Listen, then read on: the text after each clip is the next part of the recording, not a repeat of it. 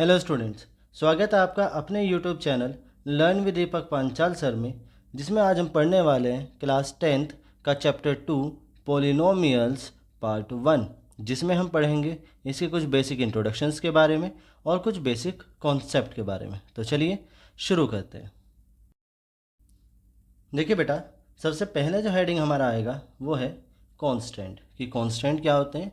तो a symbol having a fix numerical value, ठीक है, एक ऐसे सिंबल जिनकी न्यूमेरिकल वैल्यू फिक्स होती है उसे हम कांस्टेंट कहेंगे। जैसे एग्जांपल -6 या फिर 4/7 या √5 या पाई एटसेट्रा, ऐसे जितने भी सिंबल्स होंगे उन सभी को क्या कहेंगे, कांस्टेंट कहेंगे।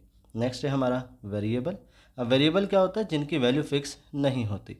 तो a symbol which have not having not a fix value, जिनकी फिक्स वैल्यू नहीं होगी, ठीक है, उन्हें क्या कहेंगे, उन्हें वेरिएबल कहेंगे। जैसे x, y, z, r, s, t, u, v, डब्ल्यू, ठीक है, ये सभी और इसके अलावा और भी जो भी हैं, तो वो उन सभी को क्या कहेंगे, हम वेरिएबल कहेंगे। ठीक है, क्योंकि इनकी वैल्यू कुछ भी हो सकती है। आप किसी क्वेश्चन को करेंगे, एक्स की वैल्यू हो सकता है 1 आए, आप दूसरा कोई क्वेश्चन करते हैं, हो सकता है उसमें एक्स की वैल्यू 5 आ जाए।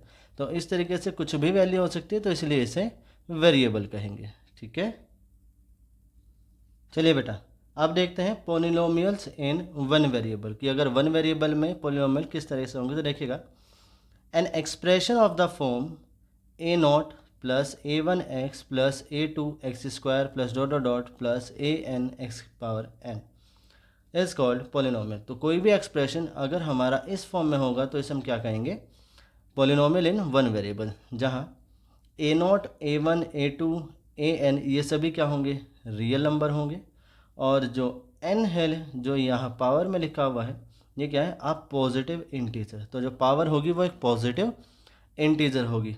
इसमें जो a0 है इसे कहेंगे हम कांस्टेंट, ठीक है, और इसके अलावा जो है मीन्स a1 हुआ, a2 हुआ, या ऐसे जितने भी हैं, या फिर an, इन सब को कहेंगे कोफिशिएंट। ठीक है, क्या कहेंगे, कोफिशिएंट्स कहेंगे। ठीक है, आई होप कि इतना आपको क्लियर हुआ होगा। चलिए अब आगे देखते हैं। चलिए बेटा, नेक्स्ट है हमारा डिग्री ऑफ द पोलिनोमियल। तो कोई भी पोलिनोमियल है उसकी डिग्री क्या होगी। तो देखिएगा, the maximum power of variable, variable की जो भी मैक्सिमम पावर होगी ना किसी पोलिनोमियल में, उसे हम उसकी डिग्री कहेंगे। जैसे लिखा है 2x³ प्लस 5x² प्लस 4। तो इसमें वेरिएबल क्या है बेटा, तो वेरिएबल है इसमें x, है ना, वेरिएबल क्या है x, और x की सबसे बड़ी पावर क्या है, तो सबसे बड़ी पावर यहाँ पर है 3। तो इसीलिए जो इसकी डिग्री हो जाएगी वो 3 हो जाएगी। आई होप कि जो डिग्री है वो आपको क्लियर हुआ होगा। अब देख लेते हैं हम क्लासिफिकेशन ऑफ पॉलिनोमियल। ठीक है, क्लासिफिकेशन ऑफ पॉलिनोमियल, ये जो क्लासिफिकेशन है वो सबसे पहले हम देखेंगे डिग्री के बेसिस पर, कि डिग्री के बेसिस पर जो हमारा क्लासिफिकेशन है पॉलिनोमियल का वो किस तरीके से होता है। तो जो फर्स्ट है हमारा, वो है हमारा लीनियर पॉलिनोमियल। तो देखिएगा, जिसकी डिग्री 1 होगी, मीन्स जिसमें वेरिएबल की जो मैक्सिमम पावर है वो 1 होगी, उसे हम कहेंगे linear polynomial. Linear polynomial generally हमें देखने के लिए मिलेगा ax प्लस बी की फॉर्म में। ठीक है, ये इसकी फॉर्म होती है, जिसमें जो a है वो 0 के इक्वल नहीं होगा, क्योंकि अगर ये 0 हो जाता तो 0 इंटू एक्स प्लस बी, ये 0 हो जाएगा, प्लस बी तो यहाँ वेरिएबल है ही नहीं, है ना। अगर वेरिएबल नहीं है तो ये लीनियर पॉलिनोमियल हमारा नहीं बन पाएगा। आई होप कि आपको क्लियर हुआ होगा। इसके एग्जांपल हैं जैसे 5x प्लस 7, या फिर √2y-6 या -8z, ये सभी इसके एग्जांपल हैं। आई होप कि लीनियर पॉलिनोमियल आपको क्लियर हुआ होगा। चलिए अब देख लेते हैं क्वाड्रेटिक पॉलिनोमियल। चलिए नेक्स्ट है हमारा क्वाड्रेटिक पॉलिनोमियल। तो क्वाड्रेटिक पॉलिनोमियल उस पॉलिनोमियल को कहेंगे बेटा जिसकी जो डिग्री है वो क्या होगी, 2 होगी। ठीक है, और क्वाड्रेटिक पॉलिनोमियल जनरली हमें ax² plus bx plus c की फॉर्म में मिलेगा। किस फॉर्म में, ax² plus bx plus c, जिसमें a की वैल्यू 0 नहीं होगी। ठीक है, तो इसके एग्जांपल हैं जैसे 3x² माइनस 8x प्लस 9, ठीक है, या फिर y² प्लस 2y माइनस 3, या फिर 8z²। ये सभी क्या है, ये क्वाड्रेटिक पॉलिनोमियल है, क्योंकि इन सभी में वेरिएबल की जो मैक्सिमम पावर है वो 2 है। ठीक है, आई होप कि क्वाड्रेटिक पॉलिनोमियल भी आपको क्लियर हुआ होगा। चलिए नेक्स्ट देख लेते हैं अपना क्यूबिक पोलिनोमियल। तो क्यूबिक पोलिनोमियल क्या होगा बेटा, जिसकी डिग्री 3 होगी। डिग्री मीन्स जो वेरिएबल है उसकी मैक्सिमम पावर 3 होगी। क्यूबिक पोलिनोमियल स्टैंडर्ड फॉर्म में हमें जो देखने के लिए मिलेगा वो होगा ax³ plus bx² plus cx plus d। इसमें भी जो a है वो 0 के इक्वल नहीं होगा।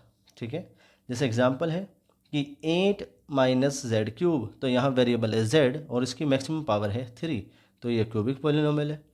5y³, यहाँ वेरिएबल y है, इसकी पावर 3 है, तो ये क्यूबिक पोलिनोमियल हुआ।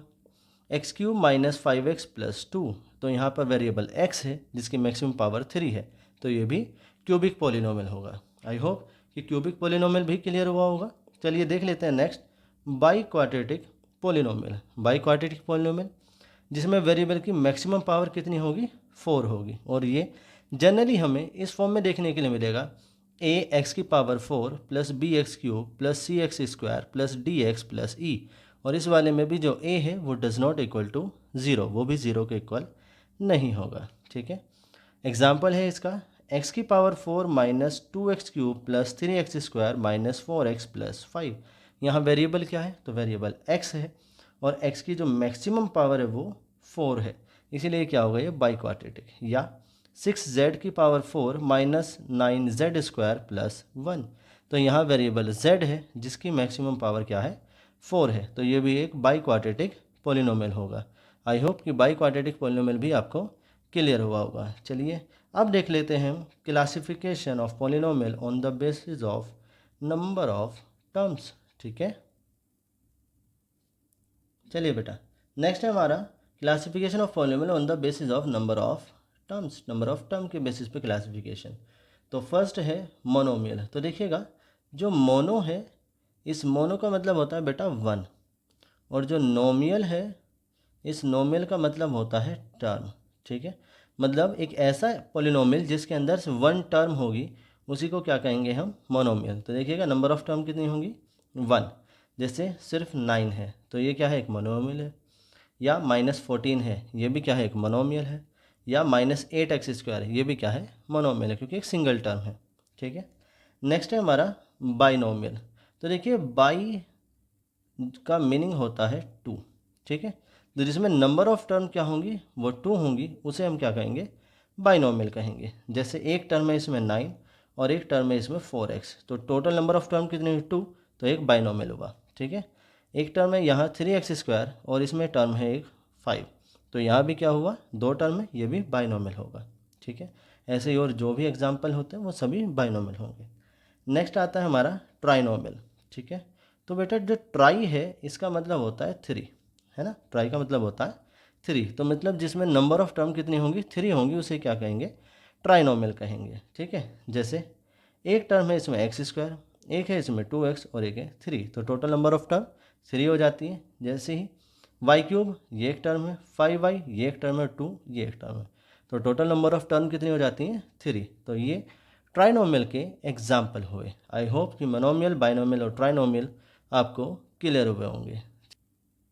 चलिए बेटा नेक्स्ट है हमारा कांस्टेंट पोलिनोमियल। अब कांस्टेंट पोलिनोमियल क्या होता है कि it contains only 1 constant term, जिसके अंदर सिर्फ एक कांस्टेंट टर्म होगी उसी को हम क्या कहेंगे, कांस्टेंट पोलिनोमियल। इसके अंदर कोई भी वेरिएबल नहीं होता, जैसे 6 या फिर -8 या 22/7 या -7/12 या फिर पाई, ये सभी क्या है, ये एक कांस्टेंट पोलिनोमियल है। ठीक है, अब क्योंकि इसके अंदर कोई भी वेरिएबल नहीं है इसीलिए कांस्टेंट पोलिनोमियल की जो डिग्री है वो कितनी होगी, 0 हो जाएगी। ठीक है, नेक्स्ट है हमारा ज़ीरो पोलिनोमियल। अब जो ज़ीरो पोलिनोमियल है वो सिर्फ 0 ही होता है, मतलब इट कंटेन ओनली 1 टर्म नेमली 0, इसके अंदर सिर्फ 0 होगा, इसीलिए इसे ज़ीरो पोलिनोमियल कहेंगे। अब ज़ीरो पोलिनोमियल की जो डिग्री है वो डिफ़ाइन नहीं होती। ठीक है, नो डिफ़ाइन है। क्यों नो डिफ़ाइन है, देखिएगा ज़रा, डिग्री होती है वेरिएबल की मैक्सिमम पावर। अब अगर हम 0 × x लिखते हैं तो भी रिजल्ट 0 मिलेगा, लेकिन यहाँ वेरिएबल की पावर 1 है तो डिग्री 1 हो जाएगी। अगर हम 0 × x² लिखते हैं तो भी इक्वल टू 0 ही आएगा, और यहाँ वेरिएबल की पावर 2 होगी तो डिग्री 2 हो जाएगी। 0 × x³ लिखते हैं अगर तो भी रिजल्ट 0 मिलेगा, लेकिन वेरिएबल की पावर 3 हो जाएगी तो इसकी डिग्री 3 हो जाएगी। इस तरह से ज़ीरो पोलिनोमियल की डिग्री डिफाइन नहीं है। ठीक है, आई होप कि ज़ीरो पॉलिनोमियल और कांस्टेंट पॉलिनोमियल भी आपको क्लियर हुए होंगे। ठीक है, अब देख लेते हैं value of a polynomial at a given point. ठीक है, देखिए बेटा, नेक्स्ट है हमारा वैल्यू ऑफ अ पॉलिनोमियल। ठीक है, अब इसमें क्या होगा, तो देखिएगा कि let p x polynomial in variable x. ठीक है, एक पॉलिनोमियल है जो कि एक्स वेरिएबल में है और के कोई भी एक रियल नंबर है। ठीक है, तो वैल्यू ऑफ पॉलिनोमियल में क्या करना है कि P x at x equal to k, मतलब एक्स की पोजीशन पर हमें के को प्लेस कर देना है और वो बन जाएगा पी के। ठीक है, देखिएगा जैसे कह रहे हैं find the value of p x, यहाँ वेरिएबल क्या है वो एक्स है, at x equal to 2 where p x equal to 2x² minus 3x plus 5। ठीक है, तो देखिएगा इस वाले में क्या करेंगे कि x की पोजीशन पर हम प्लेस करेंगे 2, तो यहाँ से ये बन जाएगा P2। अब P2 क्या आएगा, तो 2, जहाँ भी x है उसकी जगह पर हम 2 रख देंगे 3, फिर यहाँ भी 2 रखेंगे प्लस 5। ठीक है, 2 इंटू 2 का स्क्वायर आएगा 4 माइनस 3 टू जा 6 प्लस 5, 4 टू जा होगा 8 माइनस 6 प्लस 5। अब 6 प्लस 5 करेंगे तो बेटा आएगा 13 माइनस 6 और इसे डिफरेंस करेंगे तो आएगा 7। ठीक है, आई होप कि किसी भी वैल्यू को हम किस तरीके से फाइंड करेंगे किसी भी पॉलिनोमियल की, ये आपको क्लियर हुआ होगा। चलिए अब आगे देख लेते हैं। चलिए बेटा, नेक्स्ट है हमारा ज़ीरोज़ ऑफ द पॉलिनोमियल। ठीक है, किसी भी पॉलिनोमियल का ज़ीरोज़ हम किस तरह से फाइंड करेंगे, तो देखिएगा जैसे अभी हमने वैल्यू ऑफ पॉलिनोमियल पढ़ा था कि x को रिप्लेस कर देना है k के साथ, तो अगर उसे सोल्व करने के बाद वैल्यू 0 मिलती है, तो जिस वैल्यू को प्लेस करने से मीन्स k को प्लेस करने से मिली थी ना, तो उसे हम कहेंगे zeros of the polynomial px। जैसे px equal to x² minus 2x minus 3 है, इसमें हम क्या करते हैं तो x की वैल्यू प्लेस कर देते हैं 3। ठीक है, तो आएगा p3, तो यहाँ आएगा 3 का स्क्वायर माइनस 2, फिर 3 आएगा और माइनस 3, 3 का स्क्वायर आएगा 9 माइनस 3 टू द 6 माइनस 3, यह आया हमारा 9 माइनस 9 इज इक्वल टू 0। तो x की वैल्यू जब हमने 3 प्लेस की है इसमें, तब हमें आंसर मिला है 0। तो हम कहेंगे hence x equal to 3 is a zeros of polynomial px। ठीक है, क्योंकि x की वैल्यू हमने इसमें 3 पुट की और इसे सॉल्व करके मिला है हमें 0, तो जिस वैल्यू पे हमें 0 मिलेगा उसी को हम क्या कहेंगे, इसका ज़ीरोज़ कहेंगे। आई होप कि ज़ीरोज़ किस तरीके से फाइंड करना है ये आपको क्लियर हुआ होगा। चलिए अब देख लेते हैं relation between zeros and the coefficient of quadratic polynomials. तो देखिएगा बेटा कि लेट क्वाड्रेटिक पोलिनोमियल की हमने मान लिया कि हमारे पास एक क्वाड्रेटिक पोलिनोमियल है जो कि है ax² plus bx plus c, जिसमें a 0 के इक्वल नहीं होगा। ठीक है, तो जो a है उसे कहेंगे हम कोफिशिएंट ऑफ x², क्योंकि वो x² के मल्टीप्लाई में लिखा है। जो b है उसे कहेंगे कोफिशिएंट ऑफ x, क्योंकि वो x के मल्टीप्लाई में लिखा है। और जो c है उसे कहेंगे कोफिशिएंट ऑफ x की पावर 0, या फिर इसे हम कांस्टेंट टर्म भी कह सकते हैं, ध्यान रखिएगा। और जो कोफिशिएंट है इन सभी को हम लिखते हैं विद साइन। ठीक है, विद साइन, ये ध्यान रखिएगा। जैसे मान लीजिए अगर मैं आपसे कहूँ कि 2x² माइनस 5x प्लस 3, इसमें कोफिशिएंट ऑफ x क्या है, तो हम कहेंगे कि -5।